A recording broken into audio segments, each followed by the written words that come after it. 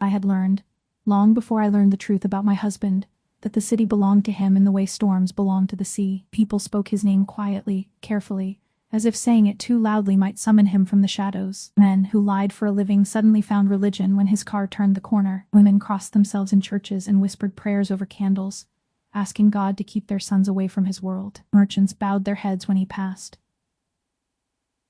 Politicians smiled too quickly in his presence. Even the police seemed to move around the edges of his existence, pretending not to see what was too dangerous to challenge. Everyone knew him as a man who could end a life with a nod and ruin a family with a phone call. Everyone knew him as a man who never forgave betrayal.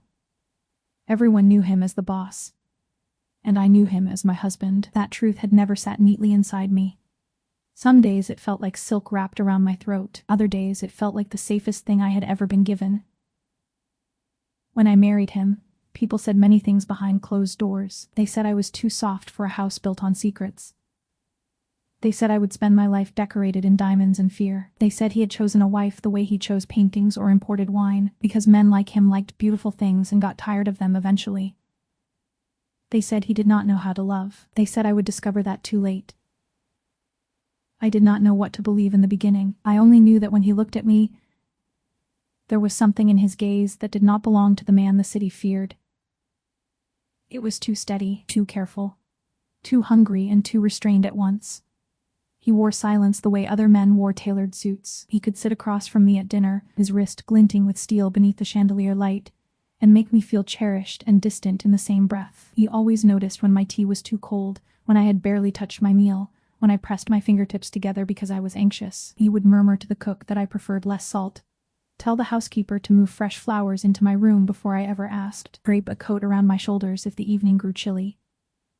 Then, after performing all those private acts of attention, he would return to that unreadable expression, and let silence settle between us like another guarded wall. My husband was older than I was by enough years that people judged us for it before they judged us for everything else. He was a man who had already lived 1,000 dark lives by the time I met him, and I was still young enough to believe fear and love could not share the same room for long. He had broad hands scarred across the knuckles, a cold public stare, and the kind of presence that changed the air when he entered it. Doors opened before he reached them. In public, he belonged to another species entirely, some beautiful, dangerous animal nobody wanted to provoke. In private, he was not softer exactly. Softness implied ease, and nothing about him had ever been easy. But he was attentive, protective in ways so constant they almost became invisible. He walked with his hand at the small of my back when we entered crowded places. He always sat where he could see every door. He made sure I knew which guard would drive me, which number to call, which part of the house was safest if he was away. Sometimes, when he thought I was asleep, he would brush one finger down my cheek with such unbearable gentleness that my whole body would ache from pretending not to feel it. He never said he loved me casually, never tossed the words around to fill a quiet room. In truth, during the first year of our marriage, he almost never said them at all. He touched my forehead when I was ill. He stood in the rain while I cried for a stray dog we could not save. He sent a plane across the country because I had once mentioned missing a pastry from a bakery in my childhood neighborhood. He looked at me as if I mattered. But sometimes, in the long hours when he left for business and returned with shadows under his eyes, I wondered whether I was simply the one place where he rested. I wondered whether a man could guard what was his without ever opening his heart. Those thoughts followed me on the night everything changed. The mansion was too large when he was gone. During the day I could outrun the emptiness with music, books, calls to my sister, and pointless instructions for the florist. But at night the house seemed to listen to itself. Corridors stretched longer. The marble floors held too much silence. The windows reflected my own movement back at me until I startled at ghosts that were only my shadow. He had been gone since noon, dealing with what Matteo, his head bodyguard, carefully described as a situation requiring personal attention. Matteo never lied to me exactly. He simply trimmed the truth until it fit into something safe enough to place in my hands. That evening, I dressed for dinner even though I had already guessed he would not make it home in time. I chose a pale dress the color of cream, with a thin lace edge at the neckline, and pinned my hair up before letting most of it fall again because he once told me, after too long a silence, that he liked it best when loose strands escaped around my face. I told myself I was being foolish. Then I looked at my own reflection and left the strands exactly where they were. One of the younger guards passed the doorway faster than usual, and another.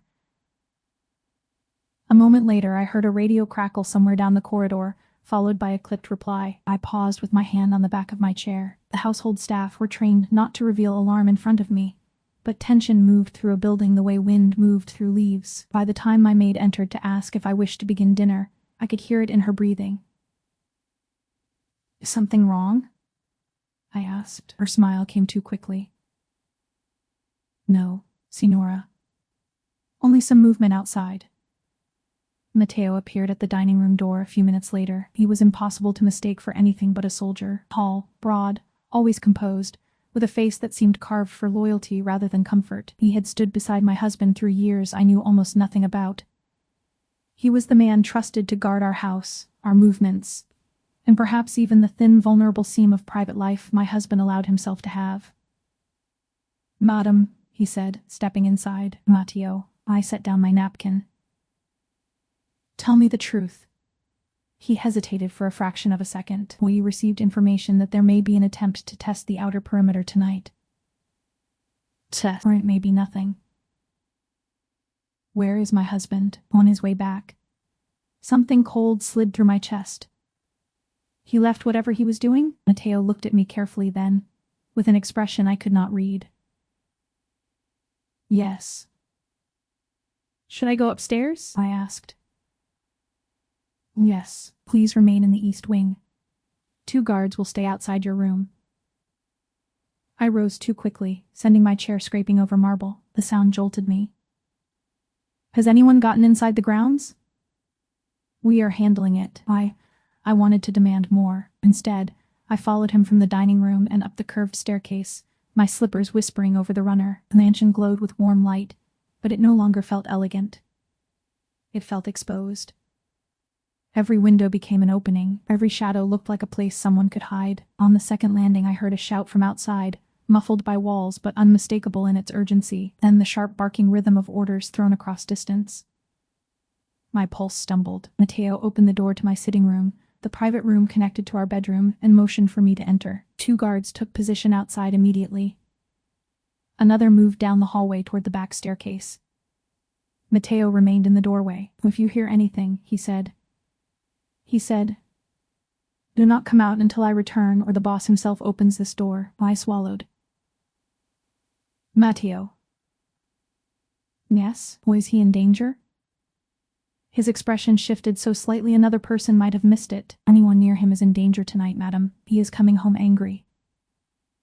I stood alone in the room and listened to the lock turn. The silence lasted all of 30 seconds before the first alarm sounded. It came from deep within the security system, a hard mechanical pulse that broke through the mansion like a blade through silk. Red lights blinked once above the hallway panel outside, casting brief color through the frosted glass.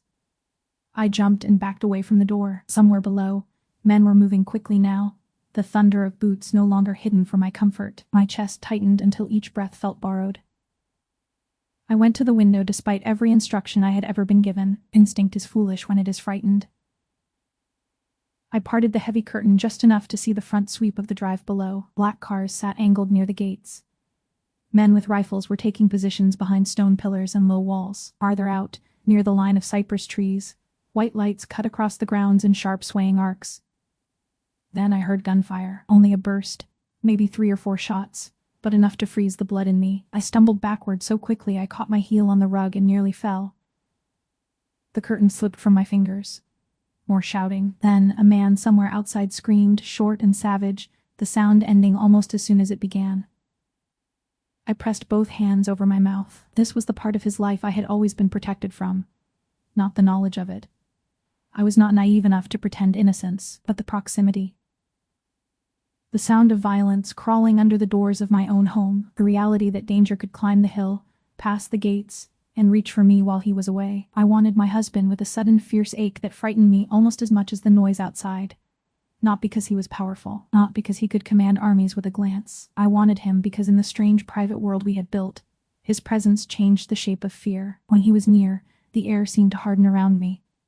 Whatever he was to the rest of the city, to me he had become the line between safety and chaos. Another alarm tone sounded, higher this time. The lights flickered once.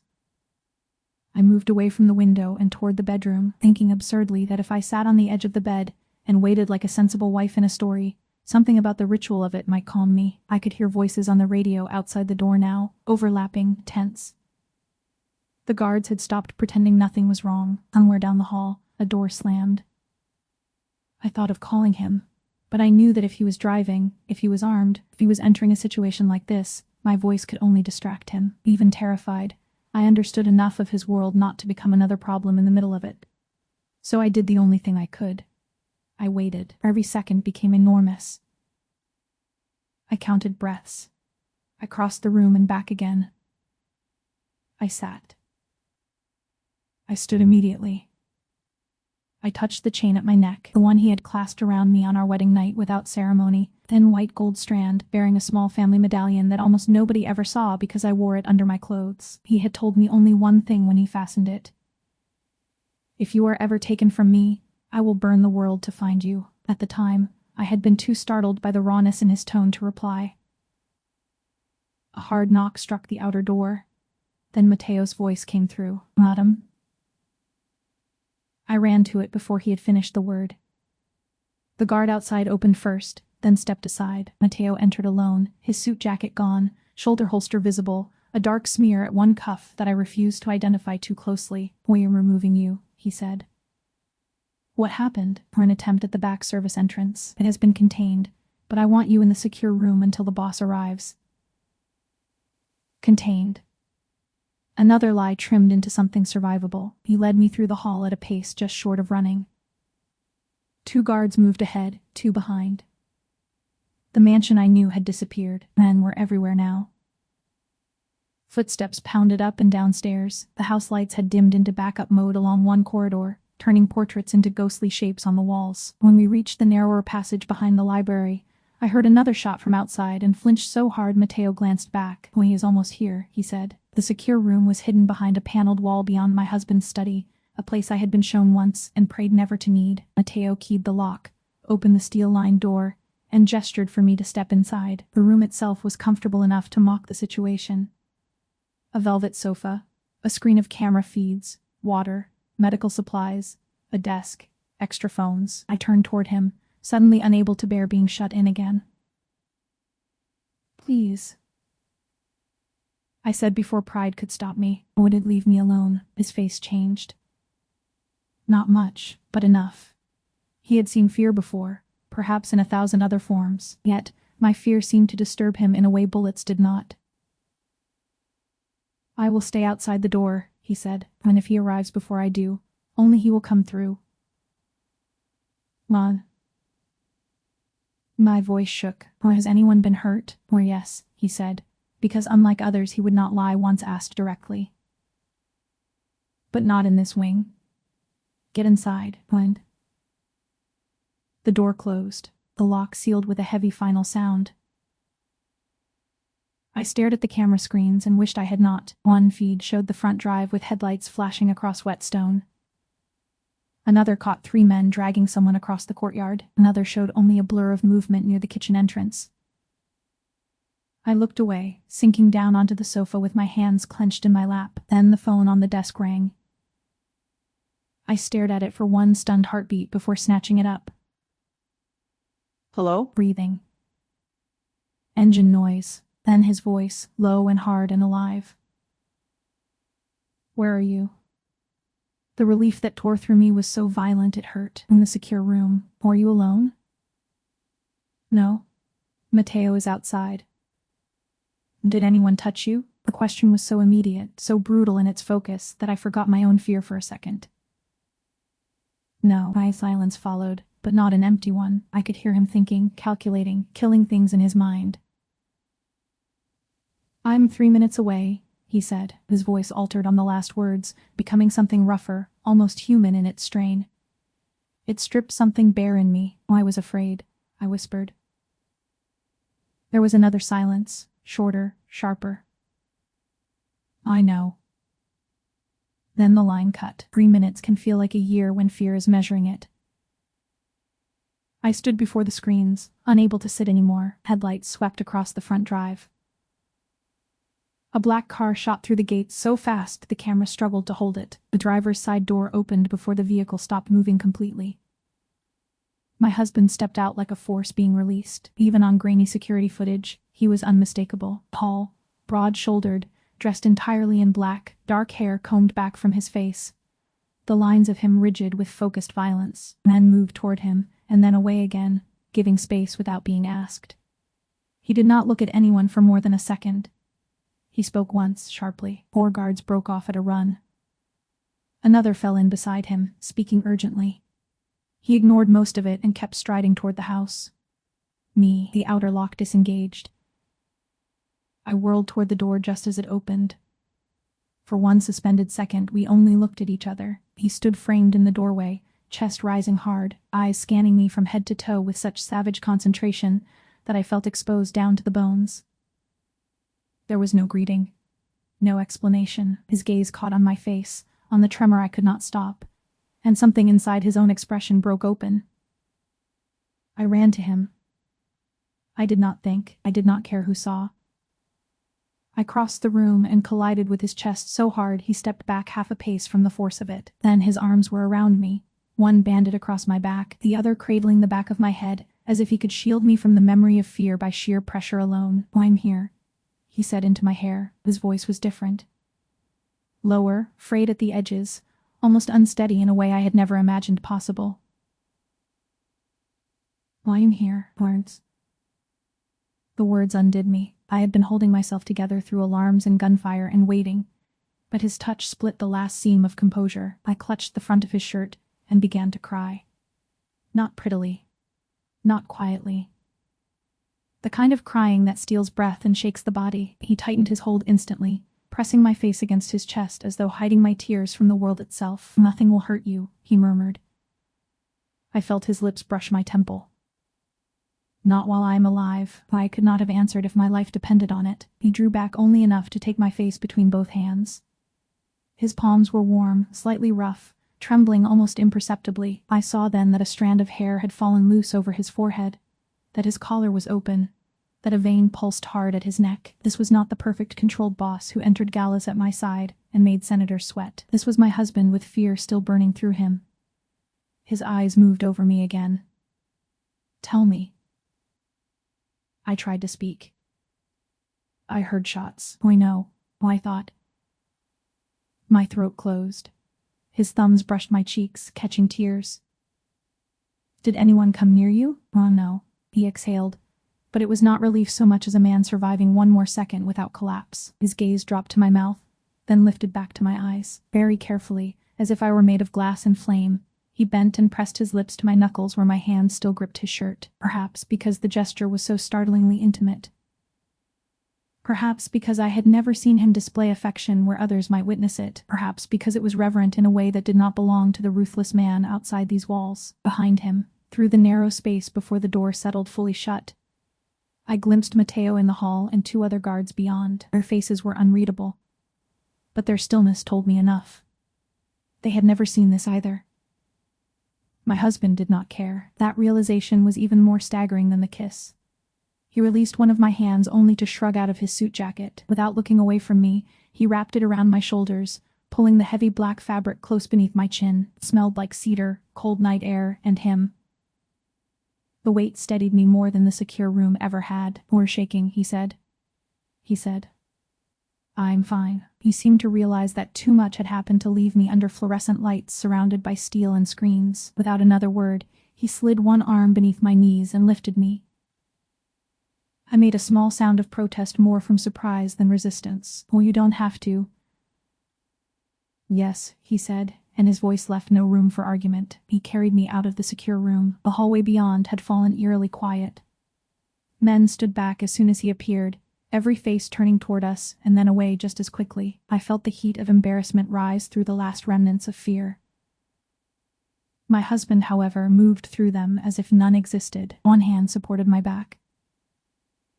The other held me close enough that my head rested near his shoulder. I could feel the tension in every muscle of his body, the readiness for violence not yet extinguished, but all of it bent around the simple act of holding me carefully. Matteo fell into step at our side. "The perimeter is secure," he said. "Go to the east wall." "It's already done. Rotate fresh men to the back entrance." Nobody leaves until I give the order. Yes, boss. And his jaw tightened. Who got through the service gate? 2. One dead outside. One dead outside.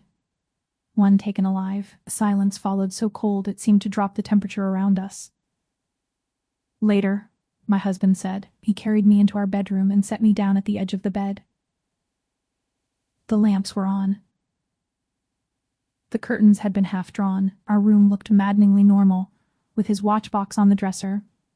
My book turned face down on the chaise, vase of fresh white roses near the window. I tugged his jacket tighter around me and looked up as he crouched before me, bringing his face level with mine. He touched my ankle, then my wrist, as if verifying I was real and unharmed.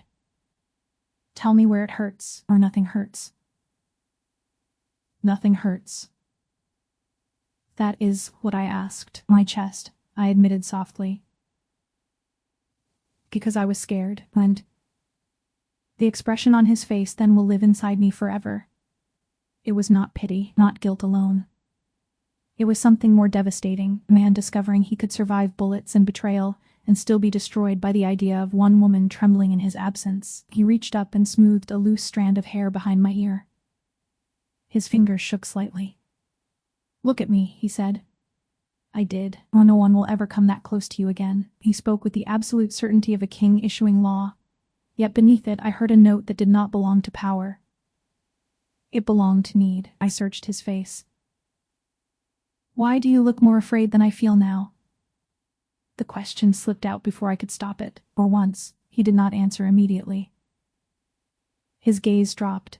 His hand left my hair and came to rest against the side of my neck, thumb under my jaw. When he looked back at me, the control I knew so well had thinned to transparency. Because, he said slowly, as if each word cost him something. The thought of losing you scares me more than death. I forgot how to breathe. My eyes filled again. Not from fear this time, but from the force of being seen so completely after months of wondering. He looked almost angry after saying it. Not at me, but at himself, as though he despised needing to reveal what he had spent a lifetime burying. I should have said it before. I shook my head once, unable to trust my voice. He rose, pacing 2 steps away, then back again, like a caged instinct fighting the urge to hunt down every remaining threat. When they called, he said, staring somewhere beyond me. I was in the middle of a negotiation. A man was talking. I don't even remember his name now. Matteo said the perimeter was being tested and that you were frightened. He closed his eyes for a moment, while I left before he finished the sentence. I had never heard him explain himself this way. Not with the edges exposed. I thought you'd be angry, I admitted. His eyes opened at once. At you, or at the situation? At the house? At anyone who failed? I swallowed. With me for being afraid. He stared at me as if I had spoken in another language. Then he crossed the space between us and sat beside me on the bed, close enough that our knees touched. Listen to me carefully. He took my hand and turned it palm up, tracing the center with his thumb. There is nothing shameful about fear. Not after tonight, not ever with me. I looked down at our joined hands. His were larger, darker, calloused. Mine disappeared inside his. We never say things like this, I whispered. I know. Why? He leaned back slightly, studying me with that quiet intensity that always made me feel as if he could hear my thoughts before I formed them. Because I was raised by men who believed emotion was weakness, he said. Because in my world, love is leverage if anyone sees it. Because every lesson I survived taught me to lock every soft thing away where it couldn't be used against me. He lifted our joined hands and pressed them against his chest over his heart. Then you came into my life and made that impossible. The confession struck deeper than the last. Not because it was grander, but because it was so plainly true. I remembered our first months together suddenly with painful clarity. The way he lingered in doorways as if checking I was still there. The way he learned my habits without comment. The way he never slept deeply unless I was under the same roof. I remembered the rare moments when he looked at me with a kind of startled wonder, as though my existence itself complicated everything he understood about survival. You changed that belief? I asked. He almost smiled, though grief and relief still shadowed the expression. No. You shattered it. What? A broken laugh escaped me before I could stop it. It sounded watery and strange. He looked so relieved to hear that fragile sound that my chest tightened all over again. At the doorway, someone shifted. My husband's head turned instantly. I followed his gaze and saw Mateo standing just beyond the threshold, not intruding but not entirely absent either. He had probably been there long enough to hear more than he was meant to. For a moment I expected my husband to harden, to put the wall back in place. Instead, he looked at Mateo with an expression I had only ever seen him reserve for final decisions. "Come in," he said. Mateo stepped inside, stopping 2 paces from us. My husband did not let go of my hand. "Or from tonight on," he said, his voice regaining its command without losing its depth. "Her protection comes before everything, before cargo, before meetings, before me if it comes to it. If there is ever a choice, you choose her." Mateo's eyes flicked briefly to me, then back to him. "Understood." "Understood." My husband's tone sharpened. "Not understood." "Not understood." "Promised." The silence that followed felt ceremonial. Mateo straightened. "I promise." Only then did my husband nod. I realized with a strange shiver that this was not merely an operational order. Mateo knew it. The men outside would know it soon enough. This was my husband placing the deepest truth of his heart into the structure of his empire and daring anyone to misunderstand its importance. After Mateo left, the room fell quiet again. My husband remained beside me, his thumb moving slowly across my knuckles. The adrenaline seemed to be draining from both of us in uneven waves. The trembling returned to my hands. He noticed immediately. "We need water," he said. "I need you not to leave." The words came out before caution could temper them. I looked away, suddenly embarrassed by how naked the need sounded. He answered at once. "And I am not leaving." He rose only long enough to pour water from the carafe on the sideboard and bring it to me. He held the glass while I drank because my hands were not steady enough. Such a small thing, and yet somehow it undid me more than speeches could have. When I finished, he set the glass aside and brushed the dampness from my lower lip with his thumb, his gaze following the gesture with unbearable focus. "Lay down," he said quietly. I obeyed because I was exhausted suddenly, every muscle beginning to register what fear had wrung from it. He drew back the coverlet and eased me beneath it, then sat on the edge of the bed instead of climbing in. I frowned up at him. "What are you doing?" "Watching you rest." "Watching you rest." "You need rest too, Maurice." "I'll rest when I know you were sleeping." The answer was so typical and so impossible that even then, with my heart still tender and raw, I felt a flare of affection. "That is not fair," his mouth curved faintly. "I've never been accused of fairness." "By the city, perhaps not, Brian." "By you." I reached for his hand again, and sometimes by me. He lowered himself a little closer, enough that his forearm rested beside my hip. "And tonight?" "Tonight." I looked at the man who terrified everyone else, who had arrived at the house like a dark promise, and then knelt beside my bed as if my shaking hands were the only emergency that mattered. "Tonight," I said. "I think I finally understand you." Something changed in his face then. Subtle, almost pained. "Would you?" "Yes." My throat tightened. "You do love me. You just hide it inside actions because words cost you blood, but..." He stared at me for a long moment. "Words matter because they cost," he said. "Cheap words are for men who have nothing to lose, and..." Then he bent and pressed a kiss to my forehead, lingered, warm and solemn, like a vow placed directly into my skin. I must have slept, though I do not remember the moment sleep took me. I only remember waking sometime later in darkness softened by bedside lamps. The room was silent. My pulse jumped until I felt the weight at my side. He had lain down beside me after all. Still fully dressed except for his shoes, he was propped slightly against the headboard, one arm under my pillow, the other laid across my waist, as if even in rest he needed proof I remained there. His eyes were closed but not deeply asleep. The faintest movement from me made them open. Immediately his arm tightened. What is it? Whined. The question carried no sleep, only vigilance.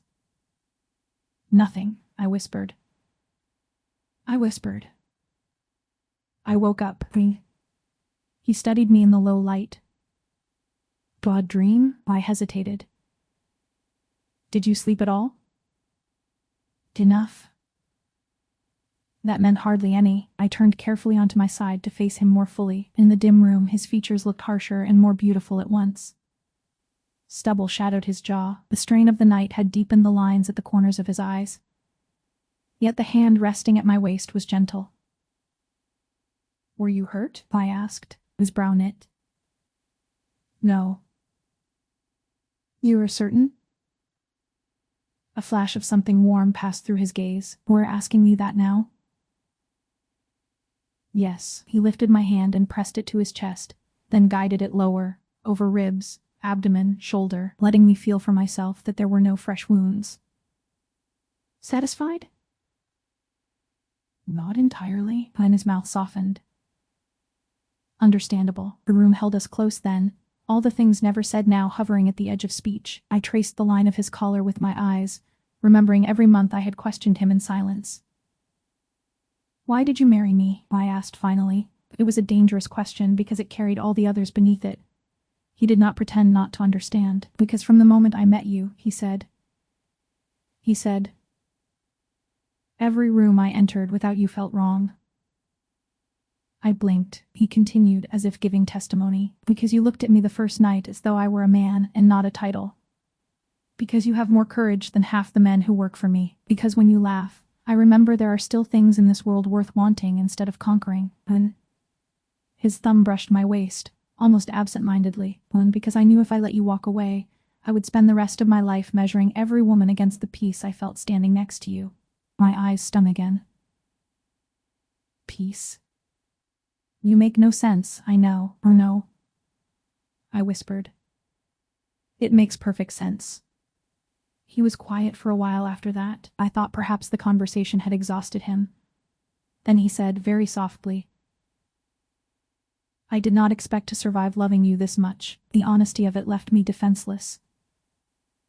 I moved closer until my forehead rested under his chin. He exhaled once and folded me into him with the kind of relief that needs no explanation. We stayed that way, breathing together, while the night emptied itself around us. By morning, the practical world had returned with all its uglier details. The attack had been traced to a rival faction trying to exploit a rumor that my husband was vulnerable while away from the mansion. One of the intruders was dead. Another was being questioned somewhere I did not ask about. Guard at the back entrance had taken a bullet through the shoulder and survived. Repairs were already beginning along the damaged section of the service gate. Men moved across the grounds with renewed severity. The household staff spoke softly, and everyone watched me with a kind of discreet concern usually reserved for the aftermath of funerals. My husband canceled everything. That alone caused murmurs.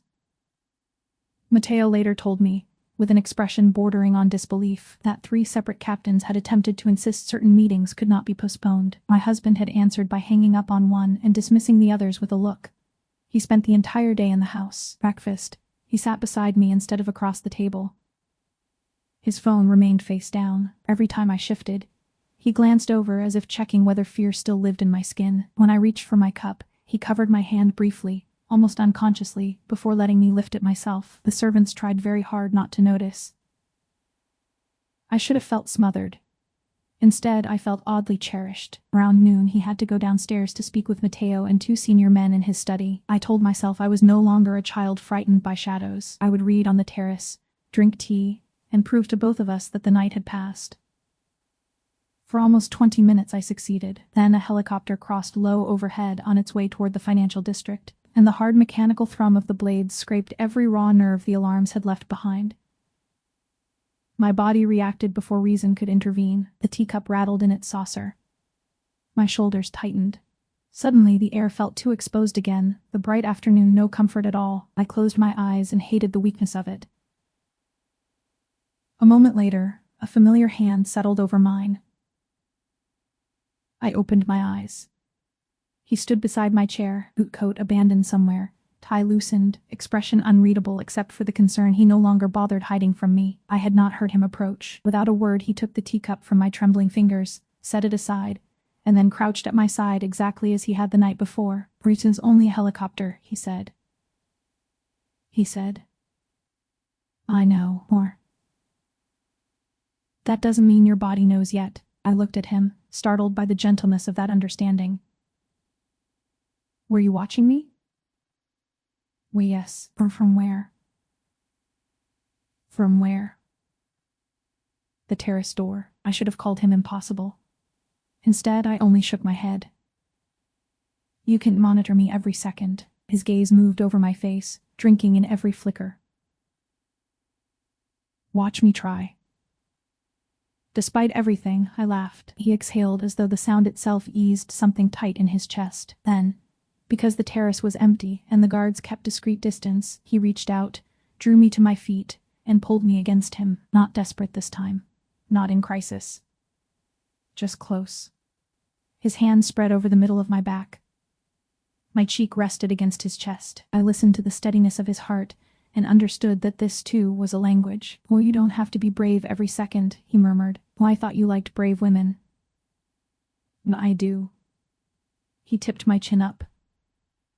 "I married one. But courage is not the absence of fear. It's what you did while afraid." I searched his face. "Which was what?" "Which was what? You trusted my men. You trusted me to come home." That last part lodged somewhere tender. Because despite all my secret doubts, I had trusted him. Not abstractly. Not because he was feared. I had trusted him to come for me, and he had. That afternoon changed the rhythm of our marriage in ways neither of us could have predicted. The walls between his public self and private self did not disappear overnight. He was still the boss. He still left for meetings that stained the air with danger. He still returned some evenings carrying silence like a second coat. But he began saying things. Small things at first, so understated another woman might have missed them. "Call me when you arrive. Eat before waiting for me. I dislike sleeping without you in the room." Then bigger things, often when he thought the dark gave him cover. "I missed you. Stay close tonight. You were brave." Most of all, he touched me differently in front of others. Not ostentatiously, not enough to expose weakness to enemies, but enough that his men saw the line clearly. A hand at my back, fingers brushing my wrist before he walked away. The way his gaze always returned to find me in any room. And the men did see, I knew, because their behavior changed too. Mateo's protection became almost severe. Routes were re-examined. Staff schedules tightened. New cameras appeared along the east wall. More than once I caught younger guards looking at me with something close to reverence, or perhaps simple bewilderment that the feared man they served could lower his voice for one woman and kiss her hand as though the act were private prayer. They never spoke of it where I could hear, but the atmosphere told its own story. The boss had not merely ordered them to protect his wife, he had shown them why. Weeks passed. The mansion quieted. Repairs vanished into polished stone and iron. Summer thickened toward late storms. Life resumed its outward elegance. Inside me, however, something had settled that I had not realized was restless until then. I stopped wondering whether he loved me. That certainty changed me more than I expected. When he returned late, I no longer measured the distance in his silence as lack. I recognized it as fatigue, caution, old habits fighting extinction. Sometimes I drew him into conversation anyway. Sometimes I simply poured him a drink and sat beside him until he leaned his head back and let the day slide off in pieces. He began telling me more. Not operational secrets, never that, but fragments of history. A childhood with too little softness. Father who taught obedience through pain. Mother he barely remembered, except for the smell of jasmine and the feeling of being hidden under her coat during winter walks. Men who mistook cruelty for strength. The first time he held power and understood he would either master it or be devoured by it. Every confession made me love him differently. Less like a girl dazzled by danger, more like a woman entrusted with a wound no one else was allowed to touch. He, in turn, learned to endure being known. First time he said "I love you" in daylight, I nearly cried from shock. We were in the breakfast room. Mateo was across the hall speaking into a radio. A maid had just set down fresh fruit. I mentioned absent-mindedly that I might visit the conservatory in the afternoon if the weather stayed clear. He glanced up from the messages on his phone and said, as if it were the most ordinary fact in the world, "Take 2 cars. I love you too much to argue about security today." The maid almost dropped the tray. I looked at him. He looked back, entirely composed, though a faint color touched the back of his neck. "What? You said it so casually." He set down the phone. "Would you prefer I announce it with fireworks?" I smiled before I could stop myself. "No, would." "Good." He resumed reading, "Then go to the conservatory after lunch. I'll send word if the weather changes." He was impossible. I loved him with a depth that no longer frightened me. By autumn, even the city seemed to understand some rumor of transformation had moved through him. Not that he became less feared. Fear clung to him too naturally for that. But there were stories now, strange little human stories threading through the darker legends. Florist whose son's medical bills had been paid after I admired the shop. Bookshop owner whose lease problem vanished because my husband saw me buying novels there. Guards instructed to carry umbrellas not just for him, but for me and any elderly woman leaving church in the rain if they crossed paths. Men still feared his wrath. They had simply begun to suspect his mercy had one address. Then, one evening in late October, the thunderstorm came. Storms had never bothered me much as a child, but after the attack I disliked sudden loud sounds more than I admitted. That night the sky had been threatening since dusk, swollen with dark clouds over the city. By the time dinner ended, rain was lashing the windows in silver sheets. Lightning flashed beyond the glass, illuminating the room in brief cold skeletons of light. My husband had gone to his study to finish a call. I wandered into the sitting room in my robe, carrying a book I had no intention of reading. The storm built around the house with majestic cruelty. Wind struck the windows. Branches scraped stone. Once, a crack of thunder landed so close it seemed to split the ceiling. I flinched. Alone, I would have pretended not to care. I might even have remained in the chair by the fire, turning pages without seeing them, out of stubborn pride. But before I could decide whether pride was worth the tension coiling in my chest, he appeared in the doorway. He must have heard the thunder, or perhaps he simply knew me too well now. He was still on the phone when he entered, speaking in low measured tones to someone on the other end. His eyes found me at once. I had curled one leg under myself in the armchair, fingers too tight around the edge of the book. He took in the scene in a single glance. Without interrupting the call, he crossed the room. He ended the conversation with a clipped final sentence, handed the phone to the guard who had followed him only far enough to receive it, and then came straight to me. Not hurried, not dramatic, simply certain. I opened my mouth to say I was fine. The lie never left my lips. He set the book aside, took my hand, and gently pulled me to my feet. Another low rumble rolled through the windows. Before I could stiffen against it, he drew me against his chest and wrapped both arms around me. "Oh, I told you once that nothing would hurt you," he murmured into my hair. Lightning flashed. Thunder answered. He tightened his hold, one hand sliding up to cradle the back of my head with a tenderness so instinctive it almost stole my breath. "Oh, I meant it then," he said. "And I'll mean it for the rest of my life." I closed my eyes. Somewhere beyond the half-open doorway, 2 guards passed along the hall. I knew, without seeing clearly, that they had looked in. I knew they had seen the most feared man in the city standing motionless in the warm firelight, holding his wife through a storm as if no power on earth mattered more than the comfort of her heartbeat. And because I knew him now, I also knew he did not care. I tipped my face up. He looked down at me, the hard, beautiful line of his features softened by the flames, by the rain, by something in his own surrender that would have shocked every enemy he had ever made. I touched his jaw, feeling the rasp of evening stubble beneath my fingers. "You've changed," I whispered. His gaze warmed, dark and steady, "only where you were concerned." "That is still change." A faint smile touched his mouth. "Rare, devastating, entirely mine. Then perhaps you were dangerous after all." I laughed softly. "Only to your reputation," went he. "It can survive." I leaned into him again, listening to the storm spend itself against the windows while his hand moved slowly up and down my back. Fear no longer lived in the same sharp way inside me. The memory of that terrible night remained, yes, but it had been transformed by what followed. I had seen the heart beneath the legend. I had heard the confession he would have bled before offering anyone else. I had learned that his tenderness was not weakness, not accident, not a passing softness born of adrenaline. It was devotion. Deliberate and fierce. The city would go on fearing him.